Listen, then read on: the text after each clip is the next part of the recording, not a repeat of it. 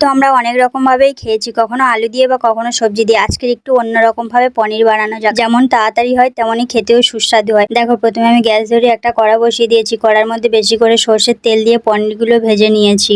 এদিকে কিছুটা জল নিয়ে সামান্য নুন দিয়ে গুলিয়ে রেখেছিলাম, তার মধ্যে ভেজে রাখা পনিরগুলো দিয়ে দিলাম যাতে পনিরগুলো নরম হয়। এবার ওই তেলের মধ্যে দারচিনি ও এলাচ ফোড়নে দিয়ে উপর থেকে বেটে রাখা পোস্ত দিয়ে সামান্য একটু জল দিয়ে একে একে সব মশলা দিয়ে দেবো, যেমন জিরের গুঁড়ো, ধনের গুঁড়ো, হলুদ, লঙ্কার গুঁড়ো, কাশ্মীরি লঙ্কার গুঁড়ো, স্বাদ মতো নুন দিয়ে মশলাটাকে ভালোভাবে কষিয়ে নিয়ে যখন তেল ছেড়ে আসবে তখন 200 গ্রামের মতো টক দই নিয়ে ভালোভাবে ফেটিয়ে নিয়ে উপর থেকে দিয়ে দিতে হবে। মশলাটাকে আরও ভালোভাবে কষাতে হবে। যখন সুন্দরভাবে তেল ছেড়ে আসবে তখন ভেজে রাখা পনিরগুলো দিয়ে আরও বেশ কিছুক্ষণ কষিয়ে নিয়ে ঝোলের জন্য জল 5 থেকে 7 মিনিট ফুটিয়ে উপর থেকে ঘি আর গরম মশলা ছড়িয়ে নামিয়ে নিলেই রেডি হয়ে যাবে পনিরের তরকারি। দেখো যেমন সুন্দর কালার এসছে তেমন সুন্দর খেতে হয়েছিল। আমি এটা ভাত দিয়ে খেয়েছিলাম, তোমরা চাইলে রুটি বা পরোটা দিয়েও পরিবেশন করতে পারো। এই রেসিপিটা যারা বাইরে একা রান্না করে খায় তাদের জন্য খুবই উপকার হবে। দেখো, আমার তো বেশ ভালো লেগেছে। তোমাদেরও যদি ভালো লেগে থাকে চ্যানেলটাকে অবশ্যই সাবস্ক্রাইব করে দিও। অসাম।